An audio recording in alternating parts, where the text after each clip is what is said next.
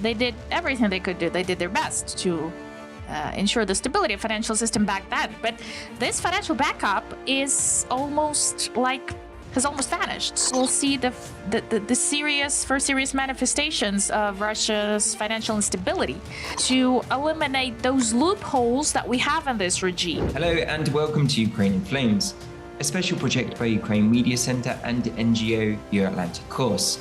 And I'm your host, Matt Wooker. This episode covers the exploration of loopholes, human greed and military insights, revealing current realities and pressing global diplomatic imperatives, with Valeriy, chairman of the UCMC board, ambassador of Ukraine to the USA in 2015 to 2019, and Oleg Shamshur, ambassador of Ukraine to the US 2005 to 2010, and to France 2014 to 2020. If you want to learn more about this subject, please continue watching this video, and don't forget to press subscribe to our channel so you don't miss out on any of our videos in the future. Valeriy delves into the sustainability of support to Ukraine amid Russia's assertions of readiness for a prolonged war. He highlights the discrepancy between Russia's portrayed image and its current operational state, focusing on declining financial support and geopolitical intentions. Let's take a listen. I would like to talk about France as well and Europe in general. So I'd actually like first to talk about Russia. So recently in Ukraine, we've had so many discussions on if the country is ready to have this prolonged warfare, if we'll have the international support, for how long will be that support, for how long they will provide it. Not even the experts have that discussion. So, and we are pretty sure that all those messages we have from Russia, from Moscow, that they are ready to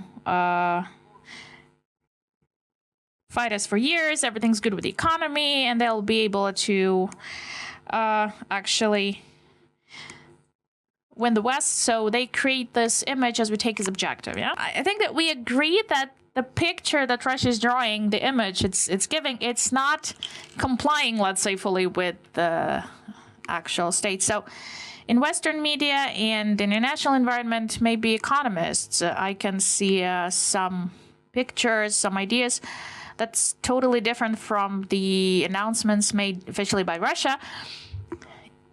Initially, when the full-scale invasion started, they had this financial backup, let's say, that they've been accumulating for years.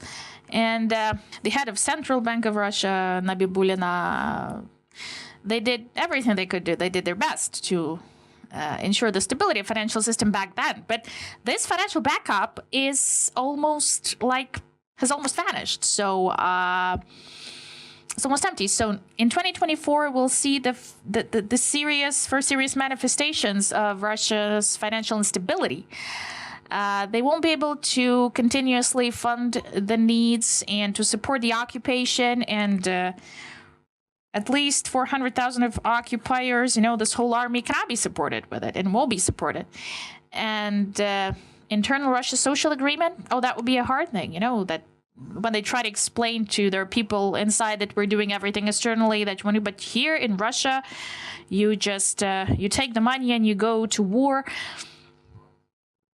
Basically, this situation is not that stable as it used to be. When Europe realized and when our neighbors understood, the neighboring states, the Hungary and Slovakia, they understood that war is geographically limited. Yes, it's taking place basically in our territory. The intention of Putin was to move as far as he could through Moldova to NATO states. That was the intention. Second thing, it was mentioned so many times in 2014, they could reach even the Baltic states. They could actually invade. At least this is something that NATO representatives told me later, yeah? That Russia had very intense plans on the table in paper, and only the weakness, institutional weakness, and this political pause, the unstable situation that we had, it gave a signal to Putin back then They tried to annex the Crimea, and the history could have been different, you know? It could have... In Ukraine, maybe we could have had the discussions that we should help provide military assistance externally. These would be hard discussions, okay? But still...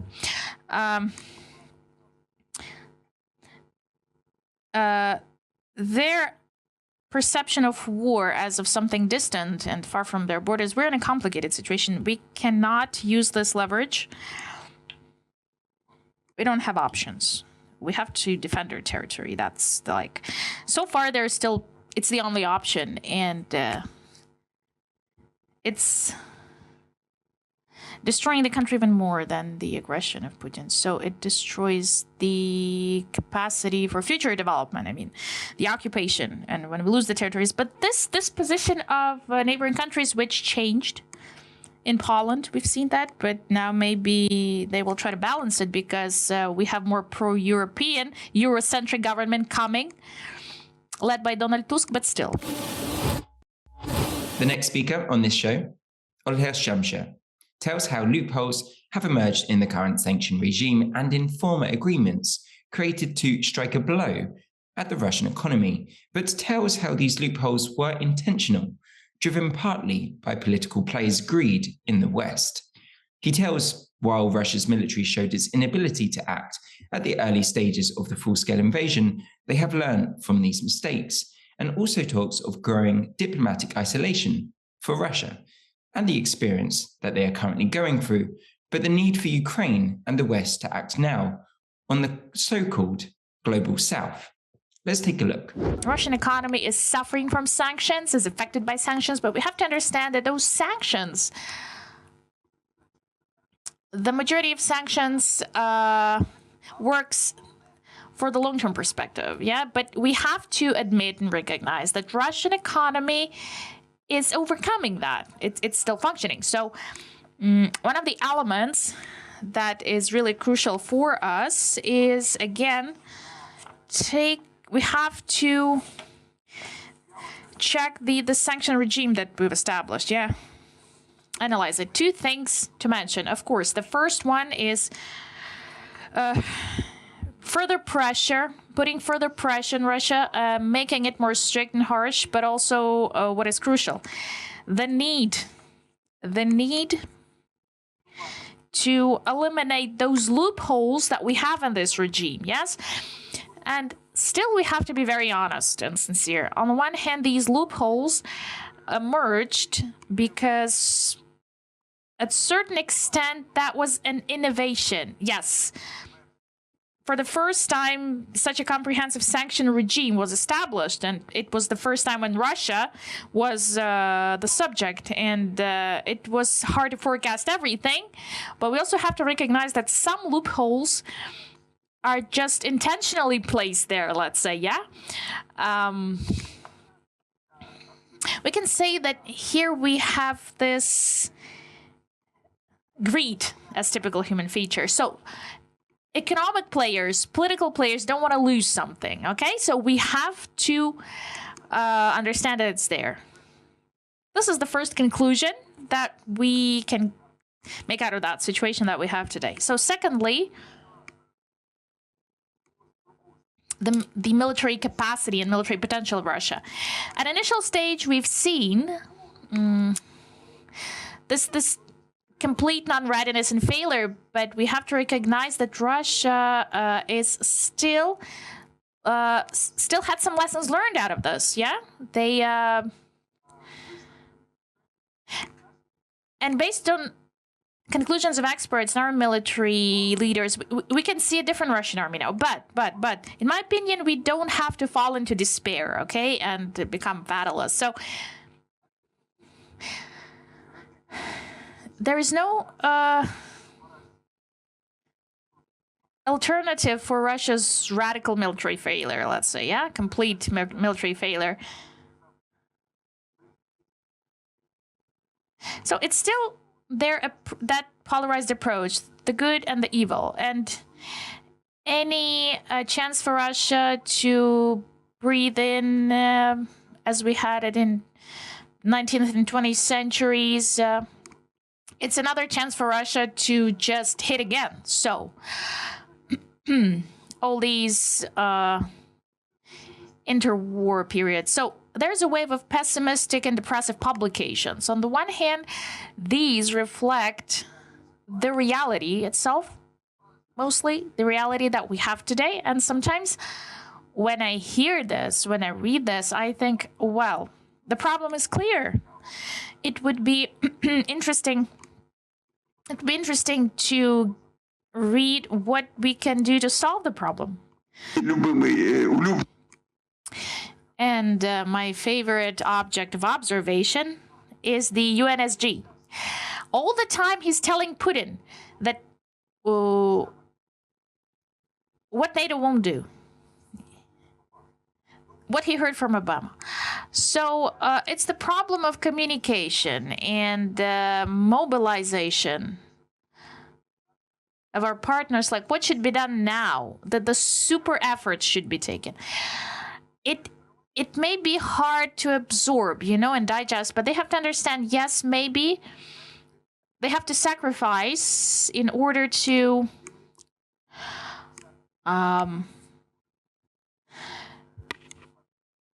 give us, let's say, more benefit, for Ukrainian partners. So when it comes to diplomatic environment that Russia is in, we definitely can see that its diplomatic isolation is growing, but still we have to be very realistic. The struggle for what they call global south, it's just the start of that struggle, just the start of that fight, rivalry. And our efforts, we need to take more efforts, and it's really necessary. We have to talk more, we have to explain more.